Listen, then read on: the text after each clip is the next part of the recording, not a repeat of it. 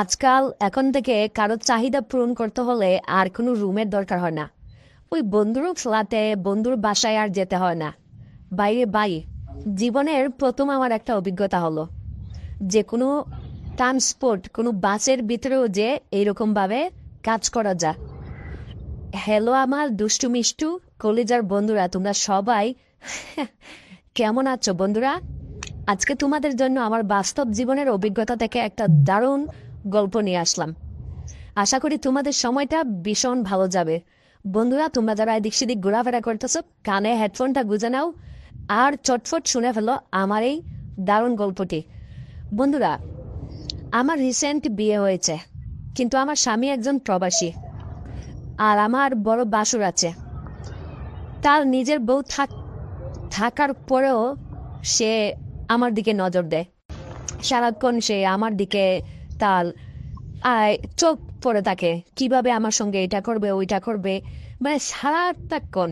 তবে এখানে আবার একটা সমস্যাও আছে। আমার যে বড় ভাবি, মানে বাসুরের যে স্ত্রী, আমার ভাবি, সে আবার প্রেগনেন্ট। মানে এই সময়টাতে ডাক্তার বলেছে সে যেন তার স্ত্রীর সঙ্গে কোনোভাবেই মিলন না করে। তো বুঝতেই পারতেছেন কতটা সিচুয়েশনের ভিতরে সে যাচ্ছে। আর আমার বাসুর সে সে তো কন্ট্রোলই করতে পারে না, ঠিক আছে, নিজেকে কন্ট্রোলই রাখতে পারে না। আর তার উপর আমি আবার এই বাড়ির নতুন বউ। আমার আবার স্বামী আমাকে বিয়ে করার 3 মাস আমার সঙ্গে ছিল। যে ছুটিতে এসেছিল, সে মূলত সৌদি আরবে বসবাস করে, একজন প্রবাসী।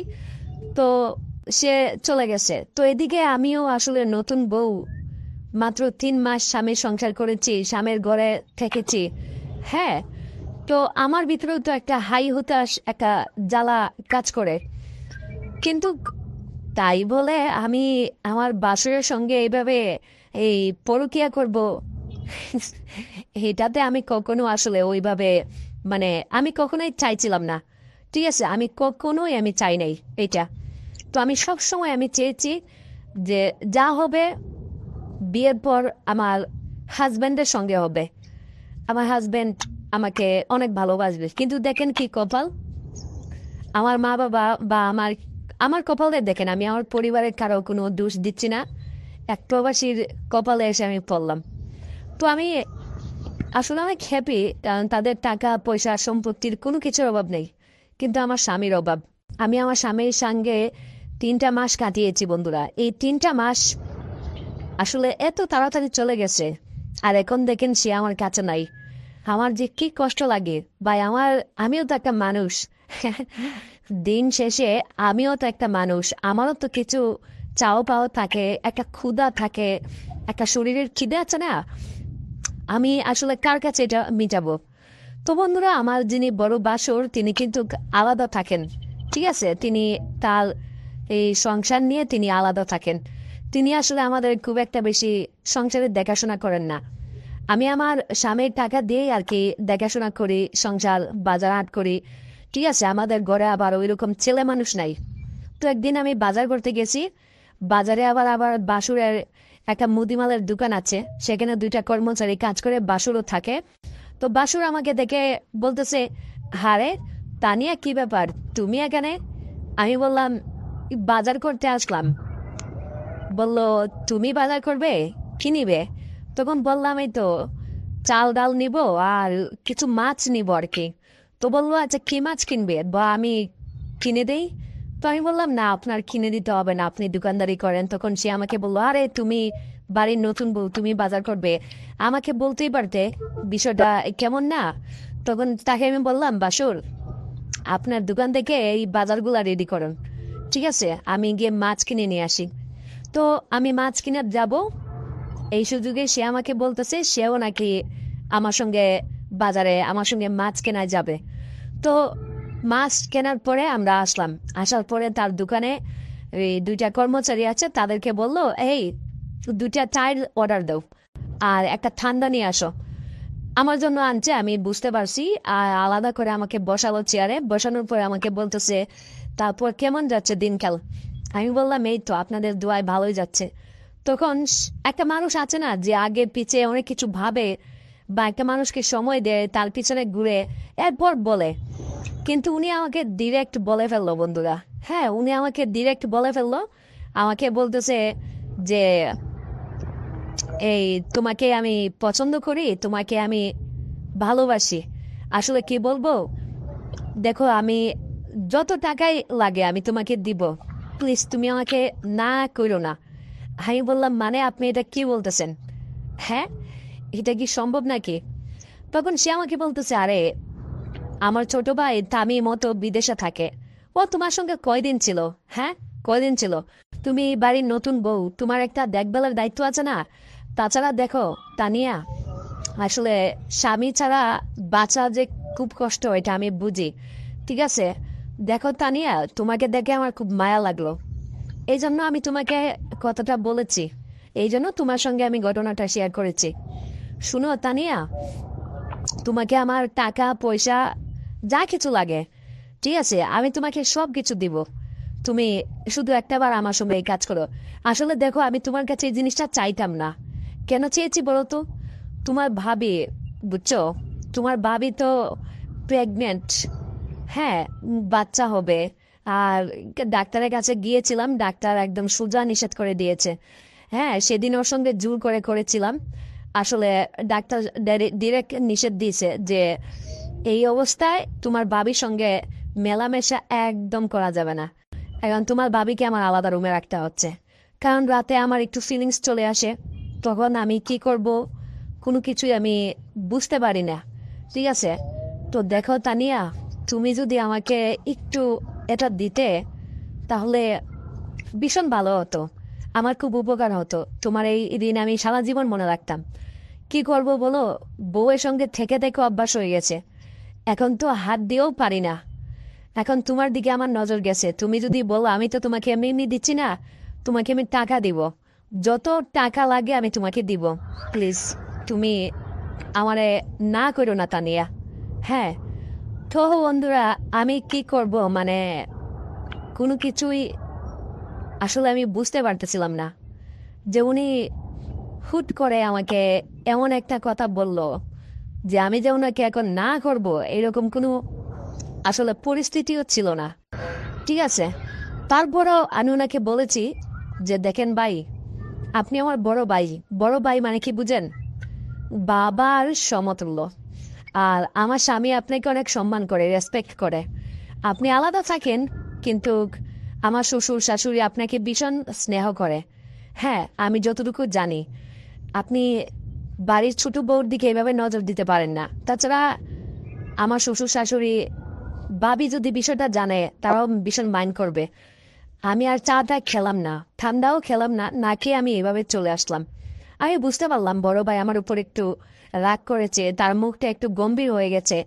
কিন্তু বন্ধুরা, আপনারাই বলুন, আমি বাড়ির নতুন বউ, সবে মাত্র এই বাড়িতে বিয়ে হয়ে আমি এসেছি, আর আমার বাসুর আমার কাছে এমন একটা জিনিসের দাবি করে বসলো যে সেটা আমি কোনোভাবেই আসলে পালন করতে পারবো না, আমি এটা কোনোভাবেই রক্ষা করতে পারবো না, মানে ইম্পসিবল,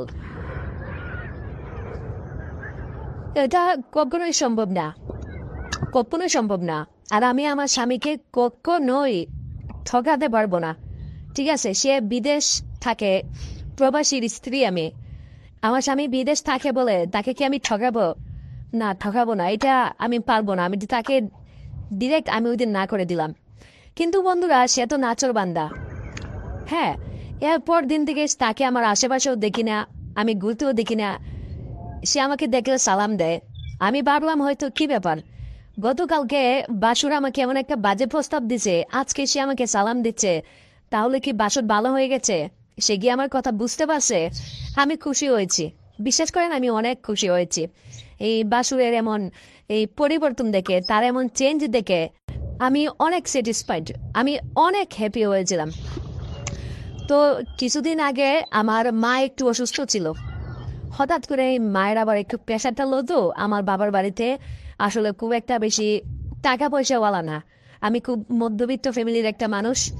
আমার বাবা কৃষি কাজ করেন, এটা বলতে আমার একদমই লজ্জা নেই। হ্যাঁ, আমার বাবা কৃষি কাজ করেন, আমার খুব একটা বেশি টাকা পয়সা নেই, এই জন্যই তারা আমাকে একজন প্রবাসীর স্ত্রীর কাছে ছেলের কাছে আমাকে বিয়ে দিয়েছে যাতে টাকা পয়সার কোনো সমস্যা না হয়, ঠিক আছে? তো যাই হোক, আমার মা আমাকে বলতেছে তার প্রেশার হয়েছে, বলতেছে সে অসুস্থ, ডাক্তারের কাছে আছে, আমি বাড়িতে যাওয়ার জন্য। এখন আমি আমার শ্বশুর শাশুড়িকে বললাম, তারা আমাকে যাওয়ার অনুমতি দিল। কিন্তু বন্ধুরা, আমাদের বাড়ি অনেক দূরে, আর আমি তো একা একা যেতে পারবো না, ঠিক আছে? আমি একা একা এত দূর যেতে পারবো না। তখন আমি শ্বশুর শাশুড়িকে বললাম যে আমি তো একা যেতে পারবো না, কিভাবে যাব? আমরা তো আসলে শহরে বসবাস করতাম, ঠিক আছে? আর আমাদের বাড়ি হচ্ছে বরিশাল, আর আমাদেরকে যেতে হয় আসলে লঞ্চের কেবিনে করে অথবা বাসে করে। এখন রাস্তা তৈরি হয়েছে, অনেক ভিআইপি ভিআইপি বাস আছে বা লঞ্চ আছে। তো লঞ্চে আমি ছোটবেলা থেকে একটু ভয় পাই আর কি। হ্যাঁ, এটা সত্যি কথা। তখন তখন আমার শ্বশুর শাশুড়ি তারা আমাকে বলতেছে, এ বৌমা, তানিয়া, মা যেহেতু অসুস্থ, যেতেই তো হবে। একটা কাজ করো, তুমি এক সপ্তাহ বাপের বাড়ি থেকে একটু ঘুরে আসো, মাকেও দেখে আসো, আমরা চালিয়ে নিব। একটা কাজ করো, তোমাকে আমার বড় ছেলে দিয়ে আসতে পারবি কিনা, ওকে আমি জিজ্ঞাসা করি। দিয়ে ও পরের দিন না হয় চলে আসলো। হ্যাঁ, তো আমি বললাম আচ্ছা ঠিক আছে, বলে দেখেন আপনার বড় ছেলেকে। তখন আমার বড় ভাইয়ের নাম ছিল মফিজুল, তাকে ডাক দিল, এই মফিজুল, এই বৌমাকে একটু তার বাপের বাড়িতে দিয়ে তুই চলে আসবি। আর তো কেউ নাই, কে যাবে এত দূরের রাস্তা? তখন বড় ভাই দেখলাম কোনো কিছু দ্বিমত করলো না। সে বললো আচ্ছা ঠিক আছে, কখন যেতে হবে? তখন আমি বললাম রাতের বেলা যাবো আজকে, মা ভীষণ অসুস্থ, ডিরেক্ট হাসপাতালে যেতে হবে, সদরে। তখন সে বললো আচ্ছা ঠিক আছে, বললো আচ্ছা ইমার্জেন্সি, তাহলে আমি দুটো বাসের টিকিট কেটে আসি। তো বাই গেল, দুটো বাসের টিকিট নিয়ে আসলো। আমরা রাতে 8টার দিকে ঘর থেকে বের হলাম। বের হওয়ার পর গাড়ি 10টার দিকে আসলো। বন্ধুরা কি বলবো, গাড়িগুলো দেখে মনে হচ্ছে স্পেশাল ভিআইপি গাড়ি। হ্যাঁ, গ্লাস মাস লাগানো এবং কেমন যেন একটু ভাইবসই আলাদা। মানে এর আগে আমি কখনো এরকম এত দামি গাড়িতে আমি উঠি নাই। তখন আমি গাড়িতে উঠার সময় আমি আমার বাসুরকে বললাম, বাসুর, কি ব্যাপার, আমরা তো সারা জীবন লোকাল বাসে গেছি, আপনি এত দামি হাই ফাই বাস নিয়েছেন, এগুলোর ভাড়া কত টাকা? তখন বাসুর আমাকে বললো, আরে ভাড়া নিয়ে তোমার এত চিন্তা করতে হবে না তো, কি শুধু ভাড়া ভাড়া লাগাইছো? শুনো, আমাদেরকে তোমাদের বাড়িতে পৌঁছাতে হবে দ্রুত, খুব দ্রুত আগে। আর এই গাড়িটা ডাইরেক্ট গাড়ি, কোনো জায়গায় থামবে না, ঠিক আছে? মাত্র 3 ঘন্টায় আমরা পৌঁছে যেতে পারবো, এক টানা ছাড়বে। আর শোনো, তোমার তো তাড়াতাড়ি যাওয়ার দরকার না, তোমার মা হাসপাতালে ভর্তি। তখন আমি আর অত কিছু চিন্তা করলাম না। সত্যি তো, আমারও মাথায় আসলে তখন কোনো কিছু কাজ করতেছিল না। মা অসুস্থ থাকলে কি মাথায় কোনো কিছু কাজ করে ওই মুহূর্তে? আপনারাই বলেন। তো আমি আর অত কিছু কোনো কিছু চিন্তা করলাম না বা কোনো কিছু ভাবলামও না। আমি ডিরেক্ট চলে গেলাম বাসের ভিতরে উঠে। তো আমি পুরো অবাক, মানে এক একটা বেডরুম, মানে এত সুন্দর লাক্সারিয়াস বাসগুলো আমি দেখলাম, মানে পুরো অবাক হয়ে পড়লাম। সত্যি কথা বলতে জীবনে প্রথমবার এরকম লাক্সারিয়াস বাস দেখলাম, প্রিমিয়াম কোয়ালিটি একদম। তো আমি দেখলাম যে এইটার ভিতরে এক একটা বেডরুমের মতো বিছানা করা, ঘুমিয়ে ঘুমিয়ে যাওয়া যায় আর কি। তো আমি বাসুরকে বললাম, বাসুর, আপনি আমাকে এই কোথায় নিয়ে আসলেন? এটা তো মনে হচ্ছে এক একটা বেডরুম। সে আমাকে বলল, উফ তানিয়া, তুমিও না, এত কথা বলো না তো, চুপচাপ বাসের ভিতরে উঠে পড়ো। শুনো, এই বাসগুলোর কোয়ালিটি এরকম, তুমি রাত্রেবেলা ভ্রমণ করতেছো, তোমার মা ওইদিকে হাসপাতালে, আমাদের তো তাড়াতাড়ি যেতে হবে। আর এই বাসগুলো যদি আমরা রাতে 2-3 ঘন্টা ঘুমিয়ে যেতে পারি, ঠিক আছে, আমাদের শরীরটা একটু রিল্যাক্স থাকবে, তাই না? আর আমাকে তো আবার কালকে ফিরে আসতে হবে, তো আমার তো আর ঘুমানোর সময় নেই। তখন আমি মনে করলাম, হ্যাঁ তাই তো, বাসুর তো আমাকে দিয়ে সে আবার কালকে সকালেই চলে আসবে, তো সে তো আর রিল্যাক্স করার সময় পাবে না, মানে তার তো ঘুমানোর আর কোনো সময় নেই। তখন আমি চিন্তা করলাম আচ্ছা আমিও একটু ঘুমিয়ে যাই। বন্ধুরা, বাসের ভিতরে উঠলাম। উঠার পরে কিছুক্ষণ গেল, হ্যাঁ, যাওয়ার পরে 10:30টার দিকে বাসটা ছাড়লো। ছাড়ার পর আধা ঘন্টা পর দেখলাম বাসের ভিতরে যে লাইটগুলো জ্বালাল ছিল সবগুলো লাইট বন্ধ করে দিল। এবং পুরো বাসটা একেবারে অন্ধকার হয়ে গেল। আর বাসুর দুইটা বালিশ নিয়ে সে ঘুমিয়ে আছে, আমি একটা বালিশ নিয়ে ঘুমিয়ে আছি, আর এক কম্বলের নিচে। আমার কাছে কি মনে হচ্ছে জানেন? আমার কাছে মনে হচ্ছে আমি এই বাসার ভেতরে আমার বেডরুমে আমি শুয়ে আছি, এইরকম একটা অবস্থা। আর আমার পাশে আমার স্বামী শুয়ে আছে। হ্যাঁ, তো একটা মজার কাণ্ড, বুঝছেন? তো কিছুক্ষণ পর বাসুর আমাকে হাত দিচ্ছে। তোকে আমি বললাম, বাসুর আপনি এটা কি করতেছেন? হ্যাঁ, দেখলাম সে কোনো রাও মাত কথাবার্তা কোনো কিছু নেই। আমি ভাবলাম কি ব্যাপার, বাসুর কি ঘুমিয়ে গেছে নাকি? ঘুমের মধ্যে কি আমার সঙ্গে এগুলো কাজ করতেছে? আমি আবার সে আমার আমার কোমরের মধ্যে হাতটা দিল। আমি আবার তার হাতটা সরিয়ে দিলাম। আমি ভাবলাম কি ব্যাপার, সে বারে বারে এগুলো করতেছে। তখন আমি মোবাইলের লাইটটা জ্বালাইলাম। জ্বালানোর পর আমি তার মুখের দিকে লাইটটা ধরলাম। দেখলাম বাসুর তো করে নাক ডেকে ডেকে ঘুমাচ্ছে। তো আমি তখন ভাবলাম যে বাসুর মনে হয় একেবারে ঘুমের জগতে আছে, আর সে খুব সম্ভবত মানে ঘুমের মধ্যে আসলে আমার বিভিন্ন জায়গায় হাত দিচ্ছে। বেডা মানুষ তো আসলে এইরকম হতেই পারে। যাক, আমি কোনো কিছু মনে করলাম না। সে আমার কোমরে হাত দিল, পেটে হাত দিল। তারপর ওরে বাপরে, কোথায় কোথায় হাত দেয় নাই বন্ধুরা। হ্যাঁ, সে কোনো জায়গায় আমার হাত দেওয়া বাকি রাখে নাই। ওরে বাপ রে বাপ, কি বলবো বন্ধুরা, মানে বলার মতো ভাষা খুঁজে পাচ্ছি না আমি। ঠিক আছে, সে আমার সঙ্গে তখন আমি এক প্রকার রেগে গেলাম যে সে আমাকে এই বাসের মধ্যে উঠাইলো যে আমরা তাড়াতাড়ি যাব। হ্যাঁ, আমার সঙ্গে এগুলা কি করতেছে বন্ধুরা, কি বলবো। সে আমার হাত থেকে মোবাইলটা কেড়ে নিল, আমার মুখের ভিতরে একটা রুমাল ঢুকিয়ে দিল, আমার দুইটা হাত, ঠিক আছে, আমার উন্না দিয়ে বেঁধে দিল, দিয়ে আমাকে বলতেছে এক খারাপ একটা বাসায় আমাকে গালি দিল। বলতেছে, "এই অমুকের বাচ্চা, একদম চুপ, কথা বলবি এখানে কিন্তু বাসের মধ্যে কিন্তু যারা আছে সবাইকে দিয়ে তোর সঙ্গে ওই কাজ করাবো। দেখ, অনেক জ্বালাইছো তোমারে, অনেক সহ্য করছি, আর পারবো না। দেখ তানিয়া, একদম যদি চুপচাপ থাকিস তোর জন্যও ভালো, আমার জন্যও ভালো। চিৎকার চেঁচামেচি করবি তাহলে কিন্তু তুইও সমস্যায় পড়বি, তোর হাসপাতালে মা আছে, দেখতে পারবি না, আর আমিও সমস্যায় পড়বো। যদি সিনকেট না করিস তাহলে আমি যা করতেছি চুপচাপ সয়ে যা, একদম কথা বলবি না।" তখন আমি মনে মনে বললাম যে আল্লাহ, আমার শ্বশুর শাশুড়ি এই কোন বান্দার সাথে আমার পাঠাইছে।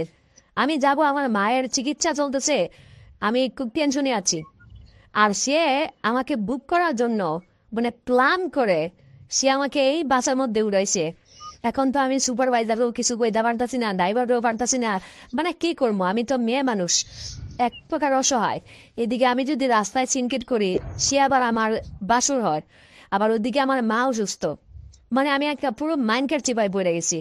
কেমনে কি করবো আমার মাথায়, বিশ্বাস করেন, কোনো কিছুই কাজ করতেছিল না, কোনো কিছুই কাজ করতেছিল না। এমন একটা ফাঁদা বাসের চিপায় আমি পড়ছি। তখন বাধ্য হয়ে আমি আর কোনো কিছু করতে না পেরে আমি শান্ত হয়ে গেলাম। আমি দেখলাম বাসুর আমার সঙ্গে বাঘের মতো আচরণ করতেছে, মানে জঙ্গলের পশু যেভাবে আচরণ করে সে আমার সঙ্গে ওইভাবে আচরণ করতেছে। আমি এক প্রকার শান্ত হয়ে গেলাম, যাচ্ছা কাল যেহেতু খাস সে আমাকে খাবে, আমাকে অনেক দিন ধরে সে নজরে নজরে রাখছে। হ্যাঁ, আসলে আমি তো আসলে মন থেকে চাচ্ছি না, সে আমাকে জোর করেই খাবে, খাক, বুক করুক, আমি আর কিচ্ছু বলবো না। নিক, আসলে জোর করে কোনো কিছুর মজা নেই। ঠিক আছে, সে যদি আমাকে জোর করে আমার সঙ্গে এটা করে, আমার অসহায়ত্বের সুযোগ নিয়ে আমার সঙ্গে এই কাজ করে, করুক, আমি আর তাকে বাধা দিব না। সে যদি মজা পায় পাক। তো এরপর বন্ধুরা কি বলবো, আসলে বিশ্বাস করেন আমার বুকের ভিতরটা একেবারে পুরো বুক দুকবুক দুকবুক করতেছিল ভয়ে, যে আমরা রাস্তায় আছি, গাড়ি চলতেছে, বাসের ভিতরে কত অপরিচিত মানুষজন, আর সেই বাসের ভিতরে সে আসলে জানালাটা লাগিয়ে। তো আমি আবার দেখলাম বাসের যে কন্ডাক্টর আছে, সুপারভাইজার, তার সাথে যেন আমার বাসুর ফিসফিস করে কি যেন কথা বলছিল। তার মানে মনে বাসের কন্ডাক্টর বা সুপারভাইজার তার পরিচিত। আমার আর এটা বুঝতে একদম বাকি নেই যে সবকিছু সে 8টার সময় টিকিট কাটতে গেছে, 10টার সময় আমরা গেছি, ঠিক আছে? তার মানে 2 ঘন্টা সে সবকিছু প্ল্যান করে আগে থেকেই সাজাইছে আমারে খাওয়ার জন্য। এইটা বুঝতে আমার আর খুব বেশি অসুবিধা হলো না তখন। যাই হোক, কি করব, মুরগি যখন হয়েছি শিয়ালের কাছে ধরা পড়ে গেছি, এখন আর কি করব? শিয়াল তো আমাকে ছাড়বে না। চিৎকার চেঁচামেচি করলাম না, চুপচাপ বাসুর আমাকে প্রায় 10:30 থেকে একেবারে পুরো রাত 1:30 পর্যন্ত আমাদের গাড়িটা একটা হাইওয়ে হোটেলে থামছে। হাইওয়ে হোটেলের কি নাম আমি জানি না। থামার পরে এই সে এই হাইওয়ে হোটেলে আসার আগে 5 মিনিট আগে সে থামছে। তাহলে এখানে 10:30, 11টা, 12টা, 1টা, প্রায় 3.5 ঘন্টা, 4 ঘন্টার মতো সে আমার সঙ্গে কি বলবো, এক টানা। তো সে এতদিন আমাকে পছন্দ করতো, মানে আমি তাকে কোনো সময় সুযোগ দেই নাই, সময় দেই নাই। সে আজকে সুযোগ বুঝে, হ্যাঁ, সে আমার সঙ্গে এই কাজটা করলো, সুযোগ বুঝেই সে আসলে যুগটা মারলো। মানে একেবারে যাকে বলে মনের স্বাধীন মতো, ইচ্ছে মতো সে আমার সঙ্গে এই কাজটা করলো, একেবারে তার নিজের ইচ্ছে মতো। মানে ঘরের বউকে যেভাবে রিল্যাক্স ভাবে, শান্তি ভাবে এই কাজটা করা যায়, সে আমার সঙ্গে ঠিক ওই রকম কাজটাই করলো, ঠিক আছে? তো আমার আর কোনো কিছু, মানে কি বলবো, তখন বলার মতো আর কোনো ভাষা ছিল না। আমি কি বলবো, আমি পুরো অসুস্থ হয়ে গেছি। এক হচ্ছে আমার অসুস্থ মায়ের জন্য টেনশন, ওইদিকে আমার মায়ের প্রেশার লো, সে হাসপাতালে ভর্তি। আবার এদিকে হচ্ছে বাসুর আমার সঙ্গে মানে এইরকম একটা অনৈতিক কাজ করবেন, আমি স্বপ্নেও ভাবি নাই। আমি জানি সে আমাকে পছন্দ করে, সে আমাকে আসলে খেতে চায়, সে আমাকে আসলে চায় আমাকে, কিন্তু সেটা যে এইভাবে জোরপূর্বক একটা হাইওয়ে রোডের মধ্যে গাড়ির বাসের ভিতরে হবে, বিশ্বাস করেন, এটা আমি আসলে কখনো স্বপ্নেও ভাবি নাই। তো এই জন্যই বললাম বন্ধুরা, মানে এক একটা লাক্সারিয়াস বাস মনে হচ্ছে এক একটা বাসর ঘর। আর শুধু যে আমি এই বাসে আছি তা কিন্তু না, আমার মতো এরকম অনেক তরুণ তরুণী এই বাসের মধ্যে এইরকম অনৈতিক কাজ করতেছে। হ্যাঁ, এটা আমার ধারণা, আমার আর বুঝতে আসলে বাকি নাই। হ্যাঁ, কারণ এখন দেখা যায় আবাসিক হোটেলে অনেকেই যেতে পারে না, কি করবে? তারা বাসের মধ্যে এগুলো ভ্রমণ করে করে করে এই কাজ করে। তো বন্ধুরা, এটা আমার জীবনের একটা উচিত একটা শিক্ষা ছিল। আমি জানি না আমি জীবনে কোনো অন্যায় করেছি কিনা, পাপ করেছি কিনা। হ্যাঁ, আর এই শাস্তিটা আমি যে পাবো, এটা আমি আসলে স্বপ্নে আমি মানে কল্পনা করি নাই। মানে আপনাদের বলবো কি? তো আমি বাসুরকে বললাম, যখন সে হাইওয়ে হোটেলে ব্যাগ দিল আমাদেরকে প্রায় 20 মিনিটের মতো, তখন সে আমাকে ছাড়লো। তখন আমি বললাম, ভাই, আপনি শান্ত হয়েছেন? হ্যাঁ। আপনি কি মজা পাইছেন? হ্যাঁ। আপনার মনটা এখন বসছে তো? হ্যাঁ। আমার অসহায়ত্ব সুযোগ নিছেন? তখন সে আমারে বলতেছে, চুপ, একদম চুপ, কোনো কথা বলবি না। তোর পিছনে আজকে কতটা দিন ধরে আমি ঘুরতেছি, হ্যাঁ, তুই তো আমারে কোনো পাত্তাই দিতেছিস না। এই জন্য আমি যখনই আম্মা আমারে বলছে তোরা তোর বাপের বাড়িতে দিয়াই তৈব, ঠিক তখন আমি এই প্ল্যানটা করছি যে এখন তো এই বাসর করতে আর রুম দরকার হয় না, এখন তো বাসের ভিতরে গাড়িতেই সব কিছু করা যায়। তুই জানিস আমি কতটা কষ্টে আছি। আজকে 6টা মাস আমার বউ, মানে তোর ভাবি, সে আমাকে দিতেছে না, ডাক্তারে নিষেধ করছে, সে অসুস্থ, তার সমস্যা, আর তার উপর আবার প্রেগনেন্ট। বাইরে আমি তো একটা পুরুষ মানুষ, আমি কার কাছে যাব? কার কাছে গিয়ে আমার চাহিদাটা আমি পূরণ করবো? আমার চাহিদাটা আমি কার কাছে মেটাবো? আমি তো কোনো কিছু পারতেছি না। তার মধ্যে বাজারের একজন সম্মানিত ব্যবসায়ী আমি, আমার একটা সম্মান আছে, সবার কাছে সবকিছু বলতে পারি না। তুমি আমার ছোট ভাইয়ের বউ, আমার ছোট ভাই বিদেশ থাকে, ভাবলাম তোমাকে বলি। আর তোমাকে তো আমি টাকা দিব বলেছি, যা কিছু চাও তুমি, এরপরও তুমি আমাকে দিলা না। এখন আমি কি করতে পারি বলো? হ্যাঁ, আমার আর কি করার আছে? এই জন্য আমি বাধ্য হয়ে আমি এখন এই কাজটা করেছি। তারপর বন্ধুরা আমি বললাম, আচ্ছা ঠিক আছে, আপনি যা করছেন ভালোই করছেন, আপনি এখন দয়া করে আমার একটু সুযোগ দেন, আমি এই হাইয়ে হোটেলে কি আছে, আমার প্রচন্ড পরিমাণ ক্ষুধা লাগছে। আপনি আমার উপর দিয়ে যা ঝড় তুফান তুলছেন, এমনিতেই শরীরটা অসুস্থ, মায়ের টেনশনে আছি। এই অসুস্থর মধ্যে আবার আপনি যা করলেন, শরীরটা খুব ক্লান্ত লাগতেছে, আমার কিছু খেতে হবে। আর এই হাইয়ে হোটেলে ওয়াশরুমের ব্যবস্থা কি আছে? আমার একটু ওয়াশরুমে যাওয়া লাগবে, এগুলো পরিষ্কার করতে হবে। কি সমস্ত দিয়ে আটা মাটা দিয়ে পুরো শরীর বড়াই ফেলাইছেন। আমি একটু ফ্রেশ হব, একটু ওয়াশরুমে যাব। তখন সে বললো, হ্যাঁ এটা হাইয়ে হোটেলে ওয়াশরুম আছে তো, আসো। তারপর তাড়াতাড়ি উন্না দিয়ে কাপড়টা দিয়ে মুখটা পেঁচালাম, পেঁচিয়ে হাইয়ে ওই যে হোটেলটা দাঁড় করাইছে বাস, সেখানে ওয়াশরুমে গেলাম, গিয়ে আগে একটু ফ্রেশ হলাম। ফ্রেশ হওয়ার পর বন্ধুরা এত পরিমাণ খিদা লাগছে যে আপনাদেরকে বলে বোঝাতে পারবো না। আগে তাড়াতাড়ি খাইলাম, আগে বুঝছেন, বিরিয়ানি খাইলাম আর একটা কোক খাইলাম। খাওয়ার পর আরও কিছু খাবার, কিছু ফল ফ্রুটস। আর সাধারণত আমার কোথাও জার্নি করলে আমার বড়ই আচার, মানে তেঁতুল আচার খুব পছন্দ আর কি। আমি কিছু আচার নিলাম আর কি সাথে।